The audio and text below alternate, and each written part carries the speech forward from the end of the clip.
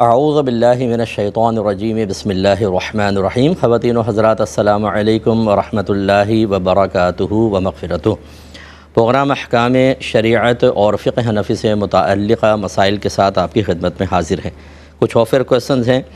एक भाई ने कहा कि हमारे यहाँ ख़ानदान में जब किसी की वफ़ात होती है तो औरतें बोतल में पानी लेती हैं और उस पर 40 या 41 मरतबा सूरह मुल्क पढ़कर दम करती हैं, फिर वो पानी कब्र पर डाला जाता है।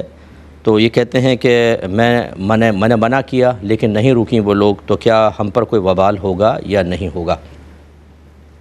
देखें, इसमें रोकने वाली कोई बात नहीं थी।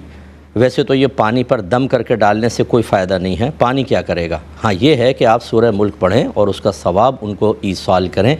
चाहे कब्र के पास पढ़ें, अगर बुलंद आवाज़ से कोई वहाँ जाके तिलावत करे तो उसका फ़ायदा ये है कि मुर्दे को सुकून भी मिलेगा, रहमतें नाजिल होंगी और मुर्दा बहुक्म हदीस आपकी आवाज़ को सुनेगा, इससे उसको राहत मिलेगी। ये बहुत अच्छी चीज़ है। या घर से बहनें जैसे पढ़ती हैं, बहनें तो ना जाएं, ये मैं भाइयों के लिए कह रहा हूँ, बहनें घर से पढ़ें और सूरह मुल्क का सवाब ईसाल कर दें, बेस्ट है। लेकिन पानी पे दम करके पानी डालना और ये समझना कि शायद ये कब्र पे पानी डलेगा तो उनको ज़्यादा बरकत हासिल होगी, इसका कोई शरई तसव्वुर नहीं है। तो उनको मुतलक़न मना ना करें, बल्कि सही रास्ते की तरफ आकर जैसे हमने बताया वो आप हिदायत करें। एक भाई ने कहा कि हमारे यहाँ यूके में जब किसी मुसलमान को जैसे छींक आती है वो अल्हम्दुलिल्लाह कहते हैं, हम जवाब में यरहमुकल्लाह कहते हैं।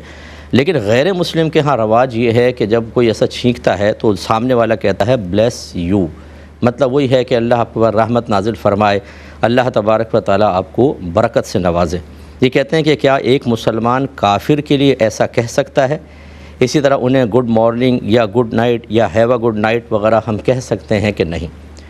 देखें, गुड मॉर्निंग तो ये एक रस्मी सा जुमला है, इसमें कोई ऐसी दुआ शामिल नहीं है कि जो काफिर के लिए कोई बहुत ही मुअस्सिर हो और शरीयत उसको नापसंद करती हो। ऐसे ये मतलब हमारे सलाम के जैसे अंदाज़ होते हैं, उनके यहाँ इस तरीके से ये है तो गुड मॉर्निंग या गुड इवनिंग वगैरह आप कर सकते हैं, ये मसला नहीं है।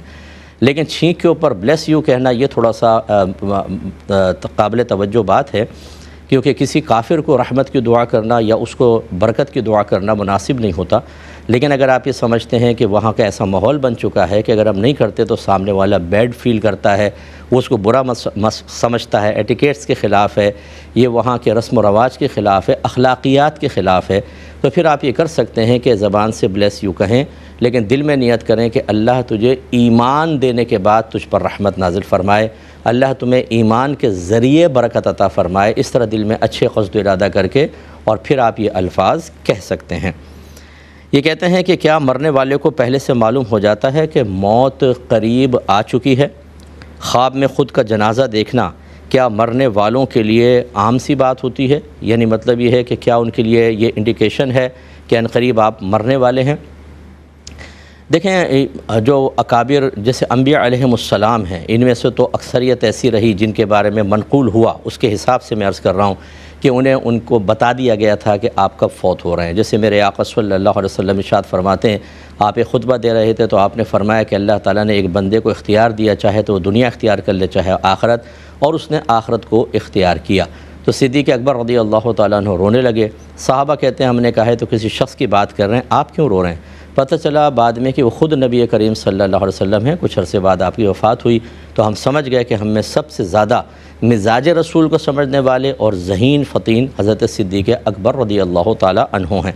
ऐसे बहुत सारे औलिया से साबित है कि उन्होंने पहले से बताया, नबियों ने बताया। तो ग़रज़ है कि इस तरह के जो अकाबरीन होते हैं, हर एक के बारे में मैं दावा नहीं कर रहा, जिनके बारे में मनक़ूल है उसकी रोशनी में कि हाँ बहुत सौ को बता दिया जाता है। अवामुन्नास में इसी भी बाज़ को इशारे मिल जाते हैं, लेकिन ये कोई हतमी दलील यानी परफेक्ट 100% श्योरिटी के साथ कोई दलील नहीं है कि अगर आप रात को सोए और ख्वाब में आपने अपने आप को जनाजे में देखा या मरते हुए देखा तो ज़रूर आपकी मौत का वक्त करीब है। ख्वाबों का तो कोई एतबार वैसे भी नहीं होता। इसी तरह ख्वाबों में याद रखें जो निशानियाँ बताई जाती हैं, जो अकाबरी ने लिखी भी हैं, ये कोई श्योरिटी के साथ नहीं होती। ये ज़न्नी चीज़ें होती हैं कि उन्होंने कि 10-5 लोग आए, उन्होंने एक जैसे ख्वाब सुनाए और उसकी ताबीरात यकसा से निकली तो उन्होंने लिख दी कि भाई ऐसा होगा तो ऐसा होगा ये। लेकिन ये कोई कन्फर्मेशन नहीं होती है, ना ये कोई श्योरिटी के साथ, ना कोई गैबी ख़बर है कि 11वें के साथ भी ऐसी होगा और 10 के साथ हो गया है, तो इसलिए कोई घबराने की ज़रूरत नहीं है। अगर आपको बहरहाल मौत से खौफ आता है तो बहुत बेहतर है कि मौत के बाद के मामलात को बेहतर बनाने के लिए अच्छा तर्ज़ अमल इख्तियार करें उसके लिए आप नेक आमाल इख्तियार, पहले इल्म दीन सीखें, कम अज़ कम फ़र्ज़ उलूम, उसके तकाज़े के मुताबिक अमल करें। कोशिश करें कि अपनी ज़ात से किसी को जिस्मानी, माली या रूहानी तकलीफ़ ना पहुँचाएँ। पहुँच गई हो तो फ़ौरन मुआफ़ी मांगे, वरना फिर आखिरत में मामला गड़बड़ हो सकता है। खुसूसन नमाज़ों की पाबंदी रखें, अल्लाह बेहतर करेगा। ये कहते हैं कि एक बहन ने फ़रमाया, बाहर के मुल्क से, ये दुबई से इनका मैसेज आया था।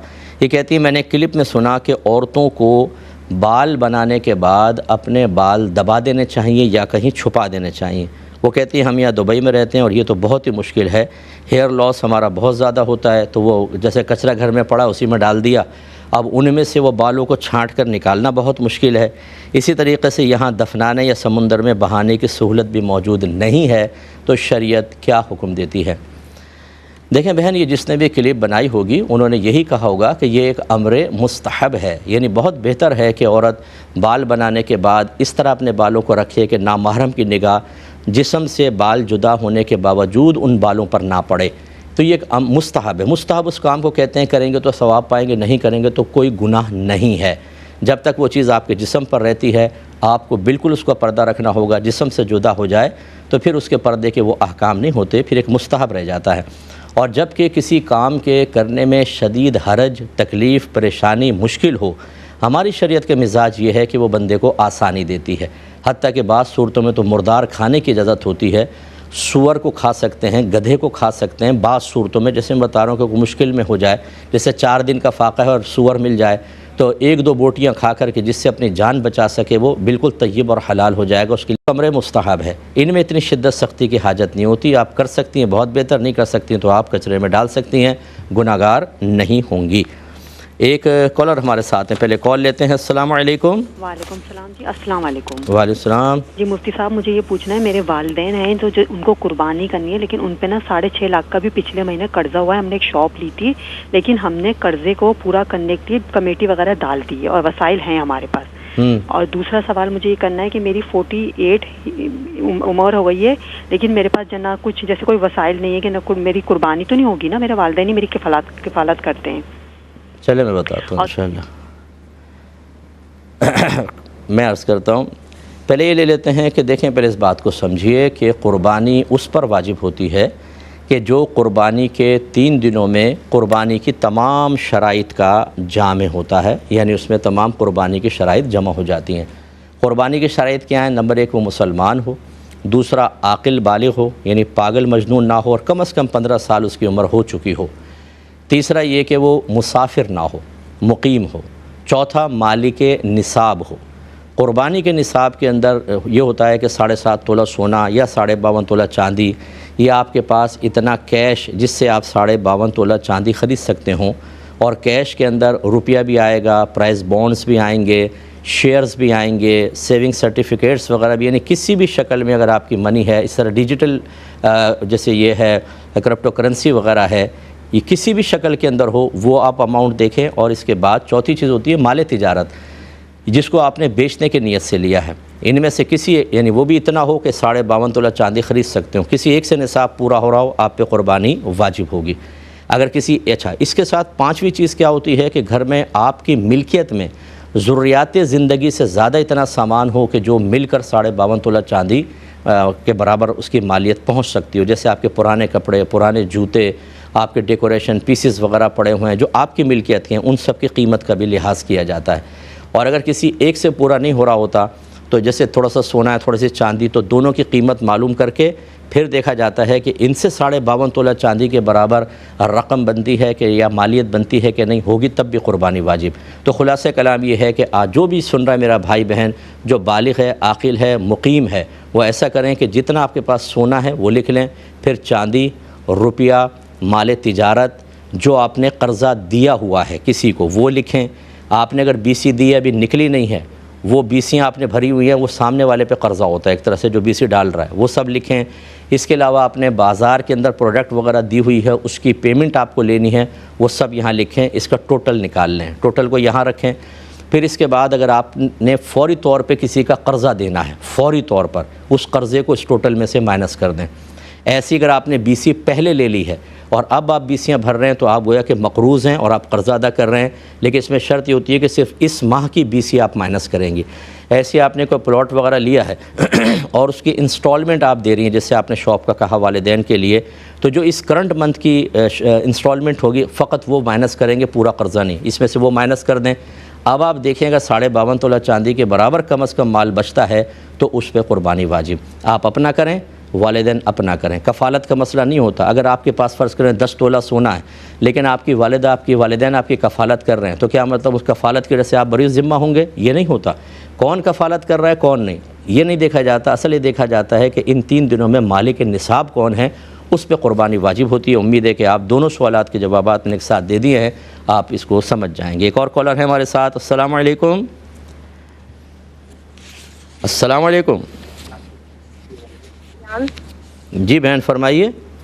जी मुफ्ती साहब, मेरा ये सवाल है कि अगर हम शुक्राना की नफल अदा करना चाहें तो वो हम किस नमाज के साथ अदा कर सकते हैं? और दूसरा सवाल ये है कि अगर हम शुक्राना की नफल मान चुके हैं और वो हम दूसरी बार दोबारा अगली नमाज की दुआ में मांग रहे हैं, तो क्या हमें वो 2 बार ही पढ़ेंगे या फिर एक ही बार में कंसिडर होंगे वो? अच्छा, मुझे बताएं कि शुक्राने के नवाफिल मान लेना, इसका क्या मतलब है आपके नज़दीक? जी जी, इट्स मीन कि अगर हमने कोई अल्लाह ताला से दुआ मांगी, यानी नियत की है आपने, या ज़बान से कहा है कि अल्लाह ताला मैं तेरे लिए 2 रकत नफल शुक्राने की पढ़ूंगी? हाँ जी, ये कहा है? जी जी पढ़ूंगी, ज़बान से? ठीक है, मैं बताता हूँ। ठीक है, मैं बताता। एक और कॉलर हैं। अस्सलाम वालेकुम। अस्सलाम वालेकुम। अस्सलाम वालेकुम भाईजान। चलिए शायद कट गई है। देखिए, पहली बात तो ये कि शुक्राने के नवाफिल सिर्फ मकरू वक्त में आप नहीं पढ़ सकती, जब सूरज तुलू हो रहा हो, सूरज गुरूब हो रहा हो, या फिर ज़वाल के वक्त। सूरज तुलू का मफ़हूम इसमें क्या है कि जब पहली किरण निकले सूरज की, इसके बाद से 20 मिनट तक कोई नमाज़ नहीं पढ़ सकते, उसमें आप नहीं पढ़ेंगी। इसी तरह असर का जो लास्ट टाइम है, बिल्कुल आप देखें कैलेंडर में लास्ट टाइम, उससे 20 मिनट्स पहले, ये भी मकरू वक्त होता है, इसमें भी आप नहीं पढ़ सकती। और ऐन ज़वाल का वक्त, ये कैलेंडर में आप देखेंगे लिखा होगा ज़वाल आफ्ताब या दहवाए कुबरा, यहाँ से ज़वाल का वक्त शुरू होता है और अगले खाने में लिखा होता है नमाज ज़ोहर। ठीक है, ये जो बीच में इसका वक्त है, ये कभी 1.25 घंटे भी होता है, 45 मिनट, 40 मिनट, इसमें शुक्राने के नफल आप नहीं पढ़ सकती। बाकी आप किसी भी नमाज के साथ पढ़ना चाहें, फ़जर से, यहाँ फ़जर के अंदर ये ख्याल करिएगा कि फ़जर का जब वक्त शुरू हो जाता है तो तुलुए आफ्ताब तक आप नवाफिल नहीं पढ़ सकती, उससे पहले पढ़ लें। वरना ज़ोहर के अंदर आप पढ़ सकती हैं, असर से पहले, असर के फ़र्ज़ों से पहले पढ़ सकती हैं, मगरिब में आप इशा तक पढ़ सकती हैं, और इशा में पूरी रात में जब चाहें आप पढ़ सकती हैं, इसकी इजाज़त होती है। एक मुख्तसर सा ब्रेक लेंगे, आपके दूसरे सवाल का जवाब देता हूँ ब्रेक से आने के बाद। बिस्मिल्लाहिर्रहमानिर्रहीम। पहले हम 2 कॉल्स लेते हैं, फिर बहन के सवाल का जवाब देंगे। अस्सलाम वालेकुम। वालेकुम अस्सलाम। जी भाई। वो मुफ्ता, मैंने आपसे पिछले हफ्ते सवाल किया था कि एक इमाम साहब थे, उनका ना काफ़ी टाइम पहले एक्सीडेंट। चले मैं बताता हूँ, वो मैं बताता हूँ। ठीक है, दूसरा कर लें आप। और उनके नाइब इमाम है वो। जी, नाइब इमाम का क्या हुआ? शायद भाई मैं मादरत चाहता हूँ, लाइन आपकी शायद ड्रॉप हो गई है। दूसरी कॉल लेते हैं। अस्सलाम वालेकुम। हेलो, वालेकुम अस्सलाम। मुफ्ती साहब कैसे हैं आप? जी अल्लाह का बड़ा करम। जी मुझे ये पूछना था कि कोई अगर ये वसीयत करे कि मुझे फला जगह दफना दिया जाए, तो क्या ये करना, वसीयत करना जायज़? वसीयत क्या पूरी की जाएगी, या ये वो ये कह दे कि मेरी जो पैसे वगैरह हैं तो मेरे बाद उन पैसों से वहाँ जगह लेकर मुझे वहाँ दफनाया जाए, तो ये करना सही है? और दूसरा सवाल ये है कि जिन लोगों से हम दुनिया में हैं, मतलब रिश्ते तो नहीं है, लेकिन कोई किसी से मुलाकात होती है दुनिया में कहीं कहाँ किसी तरह, तो क्या वो आखिरत में भी मिलेंगे या सिर्फ रिश्तेदार ही मिलेंगे? कौन से रिश्ते मिलेंगे आखिरत में और कौन से नहीं मिलेंगे? ठीक है, मैं बताता हूँ। हमारी बहन को एक दफ़ा खुलासा में ज़िक्र कर देता हूँ, जो उन्होंने पूछा था कि शुक्राने की नमाज नफिल कौन से नमाज के साथ पढ़ें। तो खुलासा आपका ये है कि आप ज़ोहर के साथ पढ़ लें, मगरिब के साथ पढ़ लें, इशा के साथ, इसमें आपके लिए बहुत ही आसानी है, कोई आपको एहतियात नहीं करनी पड़ेगी। दूसरा आपने क्वेश्चन किया था कि हमने एक नमाज में मसलन दुआ मांगते हुए, इसको मन्नत मानना कहते हैं कि आपने अल्लाह से वादा कर लिया कि अल्लाह ताला मैं 2 नफल शुक्राने की अदा करूँगी। जैसे ही आप अल्फाज अदा करेंगे, आपके कान ने सुने, ये नमाज आप पर वाजिब हो गई। फिर अगर अगली नमाज में दोबारा आप इन अल्फाज को दोहराती हैं तो मज़ीद 2 रकत आप पर वाजिब होंगी, लिहाजा 4 रकतें होंगी। जितनी मरतबा अल्फाज को आप दोहराएंगी उतनी मरतबा आप पर वो इबादत लाजिम होती जाएगी। तो 4 कम से कम नफल आपको पढ़ने होंगे। बहन ने फरमाया कि बाद वक़्त कोई मरने वाला वसीयत करता है कि मुझे फ़लाँ जगह दफनाया जाए, तो क्या इसे पूरा करना वाजिब है? देखें, वाजिब नहीं होता। अगर आप नहीं करेंगे तो कोई गुनाहगार नहीं होंगे, लेकिन बहुत बेहतर है अगर उसकी क़ल्बी ख्वाहिश थी किसी सही मसलहत की बिना पर। हाँ, ये ज़रूर देख लें कि अगर उसने जहाँ पर कहा है कोई शरई क़बाहत हो तो फिर ना करें। मिसाल के तौर पे फ़र्ज़ कर रहा हूँ मैं कि किसी ने कहा मुझे गैर मुस्लिमीन के दरमियान दफन कर दिया जाए, तो हरगिज़ ये वसीयत कबूल नहीं की जाएगी, क्योंकि यहाँ जो ऐसे कब्रिस्तान होते हैं उन पे मुसलसल अल्लाह तबारक व तआला की तरफ से अज़ाबात नाजिल होते हैं, लानतें नाजिल होती हैं। तो ये कैसी वसीयत की, इसे पूरा नहीं करेंगे। हाँ, कहीं ख़ास मखसूस जगह मुसलमान के साथ, फुला मज़ार के साथ हो, अगर वहाँ कैपेसिटी है, जगह है, कोई तनाज़ो नहीं होगा, फितना नहीं होगा, तो ख्वाहिश पूरी करने में हर्ज भी नहीं है। लेकिन अगर आप नहीं करेंगे तो वाजिब भी नहीं है। दूसरा उन्होंने कहा कि अगर वो पैसे देकर कहें कि वहाँ पर जगह लेना और मुझे दफना देना, तो क्या हुक्म शरा होगा? तो बिल्कुल ये माली वसीयत जारी हो सकती है, लेकिन 1/3 के अंदर जारी होगी। यानी जब वो फौत हो जाएंगे, जितना तरका है उसको 3 हिस्सों में तकसीम करें। पहले तो ये होता है कि आप तजहीज़ व तकफ़ीन कर लें, कफ़न दफन का इंतज़ाम उससे करें। फिर दूसरा ये है कि अगर उन पर कर्ज़ा है तो वो कर्ज़ा अदा करें। उसके बाद भी अगर बच जाता है तो वसीयत की बारी आती है। फिर 3 हिस्से कर लें माल के, और तीसरे हिस्से से वसीयत पूरी करें। ये करेंगे, ठीक है ना। इससे ज़्यादा पे करना कि वारिस मुकल्लफ़ नहीं है। तो तीसरे हिस्से में अगर फ़र्ज़ कर लें कि वहाँ जगह परचेज़ हो सकती है और किसी सही मसलियत अच्छी नीयत के साथ उन्होंने कहा और उसमें कोई शरई क़बाहत नहीं है, तो फिर आपको वो जगह ख़रीद कर वहाँ उनको दफनाना चाहिए। इस सूरत में भी वाजिब तो नहीं होगा कि वहीं दफनाएं, कि उन्होंने वसीयत तो कर दी लेकिन बाज़ औक़ात ऐसी सूरत हाल नहीं बन पाती, तो वाजिब नहीं है, लेकिन दफनाएंगे तो बहुत ही बेहतर है। और पैसा उनका 1/3 वहाँ लगाएंगे।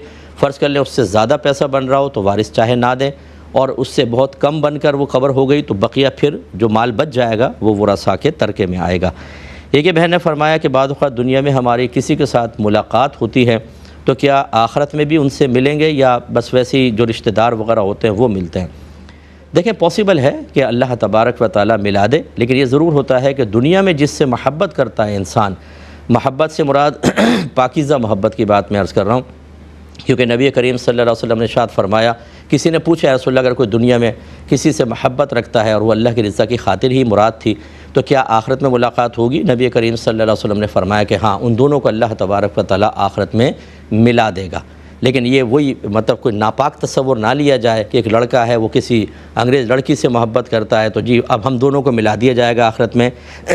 ना इसे क्वेश्चन किए गए, ना इसके पेश नज़र जवाब दिया गया। मुराद ये था कि जो अल्लाह ताला की रज़ा की खातिर महब्बत रखते हैं, जैसे फ़र्ज़ कर लें हमारी बहनें किसी आलिम से वाक़ई अक़ीदत रखती हैं, कोई बुरा ख़्याल जहन में नहीं है, पीर साहब भी मर्दी होते हैं, उनसे अक़ीदत महब्बत है।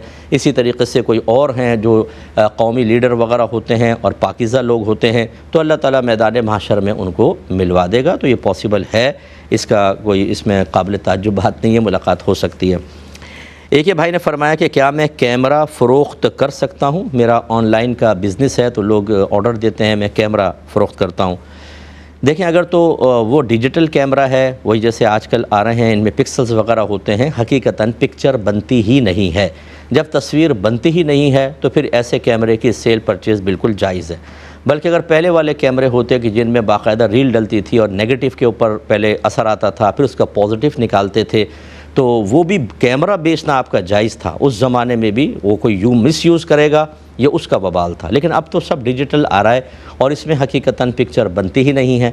अगरचे बहुत ही माइनॉरिटी, ओनली 2%, 3% अभी भी उलमाबाज ऐसे हैं जो मोबाइल या मतलब ऐसे डिजिटल कैमरे की पिक को पिक्चर ही कहते हैं कि तस्वीर है और बनाने से गुनाहगार होंगे। लेकिन मेरी जो हमारी मतलब मुशाहिदा है, हम लोग इसी फील्ड के लोग हैं, 95 to 97% वर्ल्ड के उलमा इस पर मुत्तफ़िक़ हैं कि तस्वीर नहीं बनती तो जायज़ है। और हमेशा याद रखें कि इख्तिलाफ़ी मसले में मेजॉरिटी का एतबार होता है, लिहाजा आपका ये पिक्चर बनाना भी जायज़, इस कैमरे को सेल करना, इसको ख़रीदना और यूज़ करना सब का सब बिल्कुल जायज़ होगा। एक भाई ने कहा कि बहुत से लोग उलमा की क्लिप्स सोशल मीडिया पर डालते हैं, लेकिन कमेंट्स का ऑप्शन बंद नहीं करते हैं, तो जिसकी वजह से जाहिल लोग उलमा की बाज़ औक़ात जब उनके मौक़िफ़ के मुताबिक नहीं होती, उनके मसलक और मज़हब के मुताबिक नहीं होती, तो ऐसे उलमा की सख्त तज़लील करते हैं। ये कहते हैं हमसे बर्दाश्त नहीं होता तो फिर हम जवाब देना पड़ता है, और बाज़ औक़ात तो गालम गलोच तक हम पहुँच जाते हैं। तो आप लोगों से गुजारिश करें कि जब वो इस तरह की कोई क्लिप डालें तो कमेंट्स का ऑप्शन बिल्कुल बंद कर दिया करें, ये अच्छा है। देखिए, मैं तो अपनी मर्ज़ी मुसल्लत नहीं कर सकता, वो क्यों कमेंट्स का ऑप्शन ऑन रखते हैं। और जब उलमा की अगर कोई सहीउल अक़ीदा, साहिब तक़वा, मुत्तक़ी, परहेज़गार, वाक़ई दीन की खिदमत करने वाला ऐसे शख्स पर भी बैड कमेंट्स दे रहे हों तो वो क्यों कमेंट्स को बाकी रखते हैं, ये तो वबाल उन्हीं के ऊपर होगा।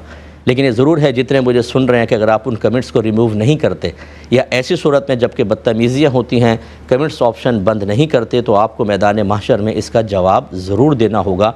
क्योंकि आप एक क्लिप डालने के बाद जब तज़लील उलमा देख रहे हैं तो क्यों उसको ख़त्म करने के लिए कोशिश नहीं करते हैं। अगर कोई आपके फ़ादर को गालियाँ दे, आपकी मदर को गालियाँ दे, आपकी बहन को गंदी गंदी गालियाँ दे कमेंट्स के अंदर, तो आप उसको रिमूव करेंगे कि नहीं करेंगे, ये बताएं। और वहाँ पर कमेंट्स ऑप्शन बंद करेंगे कि नहीं करेंगे?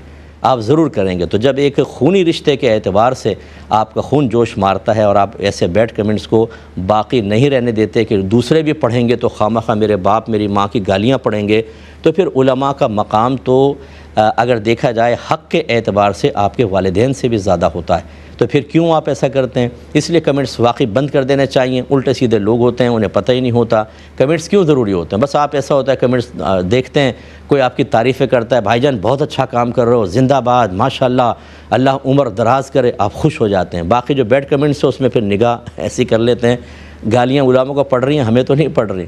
गलत तरीक़ाकार है। चले जो डालने वाला है उसी को दो गालियाँ कोई दे दे तो फिर देखें वो उसको रिमूव करता है कि नहीं करता। सजेशन अच्छी है, मान ले तो बहुत बेहतर है। क्लिप्स अच्छी ज़रूर डालें, लेकिन इस तरह की जो बुरी चीज़ें हैं उनको ख़त्म करना आपकी ज़िम्मेदारी होगी। एक भाई मुंतज़िर हैं, कॉल लेते हैं। अस्सलामु अलैकुम। जी वालेकुम सलाम। बहन है मेरा सवाल ये है कि जब हम उम्र पे जा रहे थे ना तो किसी ने ओहद मट्टी की पहाड़ मांगी थी ना कि उससे वो मट्टी ले आए, तो हम ले आए, तो इस तरह हम गुनहगार तो नहीं होंगे। उन्होंने ना घर में बरकत के लिए मांगी थी। तो दूसरा सवाल ये है कि हम जब हमारे इलाके में ये रवाज है कि जब मतलब न मेहर आपस में मिलते हैं, जैसे देवर जेठ, तो वो फिर आपस में हाथ मिलाते एक दूसरे को, अगर ना मिले तो नाराज होते हैं। यानी ख़वातीन भी मिलाती हैं उनसे यूँ? तो क्या दुपट्टे में हाथ रख के उसे मिलाया जा सकता है, क्योंकि आगे फिर वो नाराज होते हैं? ठीक है, ठीक है, मैं अर्ज़ करता हूँ। एक और कॉलर हैं। अस्सलाम वालेकुम। हो जाता है कुदरती तौर पे, तो उसके बाद ज़रा दोबारा कहिएगा भाईजान, दोबारा कहिएगा। अब आप ऑन ईयर हैं, आप मुझसे बात कर रहे हैं, दोबारा सवाल दोहरा दीजिए। जी मैं ये कह रहा हूँ कि अगर दौरान हज अगर मर्द या औरत का कोई कुदरती तौर पे निजासत वाला अमल हो जाता है तो उसमें फिर क्या शरई हुक्म होता है? यानी कोई पेशाब वगैरह लीक हो जाए, ऐसा कोई यूँ? हाँ, पेशाब वगैरह लीक हो जाए या कोई जैसे औरतों के मामलात होते हैं वो कुछ इस तरह के हो जाए, मतलब हैज़ वगैरह जारी हो जाए यूँ? जी जी जी जी, ठीक है, ठीक है, हम खुल के बोलते हैं, आपको कोई मसला नहीं है। ठीक है, मैं बताता हूँ इंशाअल्लाह। ठीक है, अर्ज़ करता हूँ। ये बहन ने फरमाया कि उम्रे पे जा रहे थे, किसी ने कहा कि ओहद पहाड़ के करीब की मिट्टी ले आना, नियत थी कि बरकत पैदा होगी, तो हम ला सकते हैं, ले आए, हम गुनाहगार तो नहीं हुए। देखें, बिल्कुल गुनाहगार नहीं हुए। हाँ, अगर कानूनी एतबार से वहाँ पर मना किया जाए, जैसे बाज़ औक़ात ऐसा होता है आप कुछ करते हैं तो शुरते आ जाते हैं, तो इस तरह अपने आप को खामखा ज़िल्लत पर पेश करना कि वो बुरा भला कहें, आपको पकड़ कर ले जाएं, ये काम जायज़ नहीं होता। लेकिन वैसे अगर आप लाना चाहें तो कोई मसला नहीं है। हमारे अकाबरीन ने तबर्रुकात लाने की बिल्कुल इजाज़त दी है। और ये मतलब बहरहाल ये एक अलग चीज़ होती है कि आप ओहद पहाड़ के करीब की मिट्टी ले आएँ, तो आपने तसव्वुर किया कि इसमें ज़रूर बरकत होगी, ठीक है ना, जब तक कि हदीसों के अंदर ना आए, क्योंकि मदीने की मिट्टी की बरकत तो हदीसों के अंदर बयान की गई है। बहरहाल आप ओहद पहाड़ के कुर्ब की वजह से अपने हुस्न ज़न की बिना पर समझते हैं कि इसमें बरकत होगी, तो लाने में कोई हरज नहीं है, ला सकते हैं, आप गुनाहगार बिल्कुल नहीं होंगे। कोशिश ये करनी चाहिए कि जिनके बारे में कुरान और हदीस में वाज़ेह तौर पर कोई कलाम नहीं है, उनको इतना अहम करके पेश करना कि लोग कुरान और हदीस को भूल जाएँ और आपकी तक़लीद में अपने इज्तिहाद और हुस्न ज़न से कायम करदा चीज़ों की तरफ मुतवज्जे हो जाएं, बेहतर नहीं। इससे बेहतर ये है कि कुरान में या हदीस में किसी सहाबी ने कोई कौल फरमाया हो, उन चीज़ों को लेकर आएँ, उन चीज़ों को इख्तियार करें, इसमें बहुत ही बरकत भी होगी और लोग सुन्नत के करीब भी रहेंगे। ये कहती हैं बहन कि हमारे यहाँ नामहरम जो देवर जेठ हैं, औरतें उनसे मुसाफ़हा करती हैं, तो क्या ये, पहली बात तो ये कि जायज़ नहीं है, तो कहती हैं क्या दुपट्टा रख कर सकते हैं कि नहीं? अगर ना करें तो वो नाराज़ होते हैं।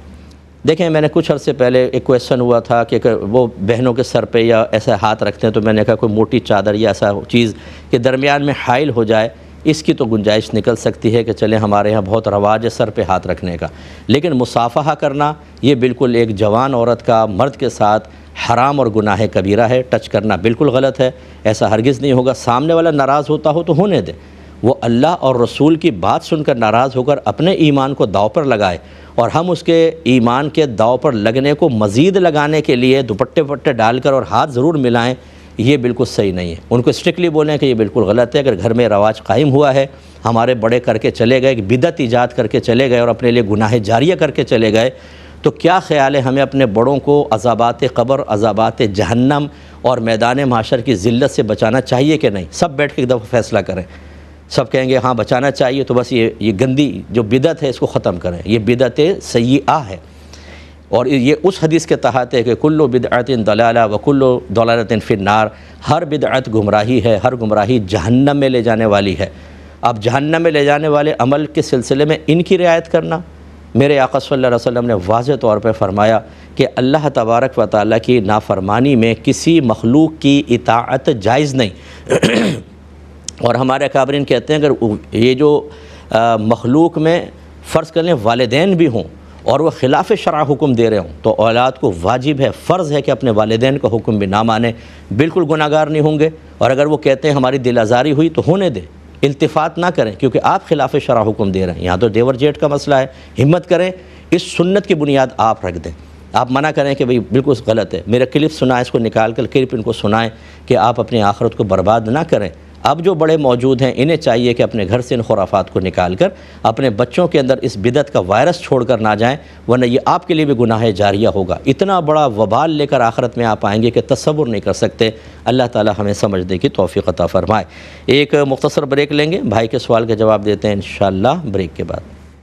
बिस्मिल्लाहिर्रहमानिर्रहीम। भाई ने पूछा था कि दौरान हज अगर किसी खातून के अय्याम स्टार्ट हो जाते हैं तो क्या हुक्म शरअ होगा? देखें, अगर वो हज तमत्तो कर रही हैं, फ़र्ज़ कर लें कि वो मक्के पहुँचती हैं और अय्याम शुरू हो जाते हैं, तो हज तमत्तो में पहले उम्रा करते हैं, उम्रा करने के बाद हल्क़ करवाया जाता है, फिर 8 ज़ुल्हिज्जा को दोबारा हज का एहराम पहनते हैं।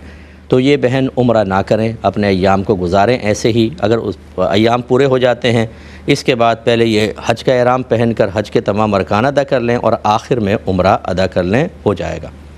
दूसरी सूरत हाल ये है कि ये गई उम्रा किया, उस वक्त हैज़ स्टार्ट नहीं हुआ, लेकिन हज का एहराम पहना तब स्टार्ट हो गया। तो इसमें देखें, मिना का 8 ज़ुल्हिज्जा में 5 नमाज़ें मिना में पढ़ते हैं। वहाँ इनको अय्याम के कोई ऐसी चीज़ नहीं है कि अदा करना था, वक्त गुज़र जाए तो अय्याम की वजह से कोई दम वगैरह लाजिम हो। नमाज वैसी औरतों पे मुआफ़ होती है, रोज़ा भी मुआफ़ होता है, बाद में उसकी क़ज़ा करनी होती है, नमाज की तो क़ज़ा भी नहीं है। यानी ये पूरा दिन वहाँ पे आराम से ऐसे गुजारें, कोई मसला नहीं है। फिर ये अरफ़ात जाएंगी, वहाँ भी तहारत शर्त नहीं है। फिर ये 10 ज़ुल्हिज्जा फिर मुज़दलिफ़ा आएंगी रात को, 9-10 की रात को, यानी 9 का दिन गुजार के 10 की रात को आएंगी, वहाँ पे भी ज़रूरी नहीं है। फिर कंकरी मारने के लिए भी ज़रूरी नहीं है, क़ुरबानी करने के लिए ज़रूरी नहीं है, हल्क़ करवाने के लिए ज़रूरी नहीं है। हाँ, अब यह है कि तवाफ़ुज़ ज़ियारा करना है, जिसके लिए यकीनन पाकी ज़रूरी है। लेकिन मेरा गुमान है कि इतने दिन में शायद हैज़ ख़त्म हो जाए, वरना 10 को तवाफ़ुज़ ज़ियारा ना करें, 11 को ना करें, 12 तक इंतज़ार कर लें। अगर ये ख़त्म हो जाते हैं तो पाक होकर गुस्ल करके 12 के ग़ुरूब आफ्ताब से पहले पहले ये जाके तवाफ़ुज़ ज़ियारा कर लें, कोई मसला नहीं होगा। लेकिन फ़र्ज़ कर लीजिए कि 12 का दिन भी गुज़र गया इसी हालत में, और यानी 12 तक रहा और अब सीट भी ऐसी है कि इसको आगे नहीं बढ़ाया जा सकता। ऐसी सूरत के अंदर वो बहन इसी हालत में तवाफ़ुज़ ज़ियारा करेंगी, लेकिन जुर्माने के तौर पे बदना लाजिम होगा, यानी एक ऊँट हुदूद हरम में ज़बह करना होगा, ये ज़रूरी है। लेकिन अगर ये 12 के बाद फ़र्ज़ कर लें अय्याम ख़त्म हो गए, 12 से पहले ऐसी अय्याम हैज़ में अदा कर लिया, लेकिन 12 के बाद मौका मिल गया, अगर उसका इयादा कर लेती हैं तो फिर ये बदना इस पर लाजिम नहीं होता, बल्कि फिर दम लाजिम होता है। जैसे कर लिया लेकिन फ़ौरी तौर पे बदना नहीं दिया, 12 के बाद मौका मिल गया और जाके कर लिया तवाफ़ुज़ ज़ियारा, तो अब दम लाजिम हो जाएगा, यानी बकरा या दुम्बा ज़बह करना होगा। तो ये तवील जवाब होते हैं। बहरहाल ये कोई भी अच्छी हज की किताब ले लें, मेरी ले लें हज की किताब और उम्रा, पूरा इसमें तरीक़े वगैरह सब लिखे होते हैं। तो ये आप सीख लें, बहुत बेहतर है। और जो भी हज पर उम्रे पे बहन जाने लगे, खुदारा पहले ये तमाम मसाइल सीख कर जाएँ। हमें ये तो होता है कि ये भी रख लो, वो भी रख लो, ये भी काम आएगा, वो भी काम आएगा, छतरी भी रख लो और स्प्रे भी रख लो, सारा कुछ। दीनी मामलात में बिल्कुल कुछ सीखते नहीं हैं, वहाँ जाने के बाद परेशान होते हैं और सबको परेशान करते भी हैं। बाद औक़ात ये कोई आदमी रात को 2:30 बजे सो रहा है, उसको वहाँ फ़ोन कर रहे हैं और दीगर मामला। चलें ठीक है, आपने पूछा, बहुत अच्छी बात है। यानी जो ऐसी बहनें वहाँ जाकर इस तरह पूछें तब भी अच्छी बात है, लेकिन पहली तैयारी करना ये आप पर लाजिम है। इसलिए जो बहनें जाएँ, सबसे पहले इन तमाम अय्याम के मामलात अच्छी तरह समझ कर जाएँ कि अगर किसी दिन भी मुझे स्टार्ट हो जाता है तो मैं बाकी अरकान किस तरीके से अदा करूँगी। एक भाई ने क्वेश्चन किया था कि क्या जादू के असर में कोई अपना और दूसरे का नुकसान कर दे तो क्या हुक्म शरा होगा? ऐसी किसी ने नींद में किसी को कत्ल कर दिया तो क्या शरई हुक्म होगा? देखिए, पहली बात तो यह कि वाकई जादू का असर है या नहीं, कैसे पता चलेगा? हम जादू के मुनकिर नहीं हैं, मैं जादू को एक्सेप्ट करता हूँ, मानता हूँ, लेकिन जब एक आमिल आपसे कहता है, कोई शख्स आपसे कहता है कि आप पर जादू है, तो क्या कन्फर्मेशन है? क्या वो गैब जानता है? लाजिम बात है कि नहीं। और वो भी ये दावा नहीं करते कि हम गैब जानकर ऐसा कर रहे हैं। वो कहते हैं कि हमारे जो हम जायचा बनाते हैं या जो हमारा तरीक़ाकार है, जो अलामात हैं, निशानियाँ हैं, उसकी रोशनी में ज़न्नी एतबार से, क़तई नहीं, 100% श्योरिटी के साथ नहीं, ज़न्नी एतबार से हमें लगता है कि आप पर जादू किया गया है। तो अब जब ये कन्फर्मेशन ही नहीं है, अब कोई इसी के अंदर जाके किसी का छुरा घोंप दे और कहे मुझ पर तो जादू का असर था, बीवी का सर फाड़ दे और कहे जादू का असर था, इसका मतलब है आप जो बहाना बनाना चाहे बना ले। तो अगर वाकई जादू के असर के तहत उसने किया तो अल्लाह की बारगाह में उसको नजात मिलेगी मैदान महशर में, लेकिन दुनियावी कानून के एतबार से बिल्कुल रियायत नहीं मिलेगी, क्योंकि जादू का असर कोई ज़ाहिरी शय नहीं होती है कि जिसको बुनियाद बनाया जाए, और शरीयत ज़ाहिर का एतबार करती है। लिहाजा अगर इसने कत्ल किया तो इसको बिल्कुल कत्ल किया जाएगा, वो या दियत वगैरह होगी, अगर वरासा राज़ी हो गए तो माल के बदले में माल लिया जाएगा मकतूल के बदले में, लेकिन मुआफ़ नहीं होगा, ये जहन में रखें। इसी तरह नींद में कत्ल करना, हाँ, नींद में कत्ल से गुनाहगार तो नहीं होगा, लेकिन बहरहाल कोई मुल्की कानून के मुताबिक फ़ैसला ज़रूर किया जाएगा कि बाद औक़ात नींद में लोग चल लेते हैं, लेकिन ये कि चाकू लेकर और बाकायदा वार करना, सामने वाला डिफेंस कर रहा है और पूरी ताकत से घुसेड़ दिया उसके, ये भाई नींद कहाँ कब खुलेगी तुम्हारी? और गन चलाई तो सो रहा है, गन चला रहा है, डिज डिज डिज, अरे ये कैसे हो सकता है? एक शोर शराबा होगा, ख़ुद इसकी आँख क्यों नहीं खुली, बहाने कर रहा होगा, आंखें बंद करके गोली मार के मैं नींद में था, ये भी नहीं बचेगा। ज़ाहिर शरअ के मुताबिक और ज़ाहिरी कानून के मुताबिक किसी को कत्ल करने का वबाल बिल्कुल इसके सर पर होगा। एक बहन ने पूछा कि हम हर साल, ये यूके से कह रही हैं, हर साल तकरीबन 2500 पाउंड लगा कर पाकिस्तान जाते हैं, जो तकरीबन पाकिस्तानी 10 लाख रुपए बनते हैं। क्या ये इसराफ़ में दाखिल है या नहीं है? अगर यही पैसा हम किसी गरीब को कारोबार करा दें तो वो सेट हो जाता, क्या हुक्म शरअ है? देखें, रिश्तेदारों से मिलने के लिए आना, ख़ास तौर पर ज़ी रहम महरम, ये कोई बेकार चीज़ नहीं है।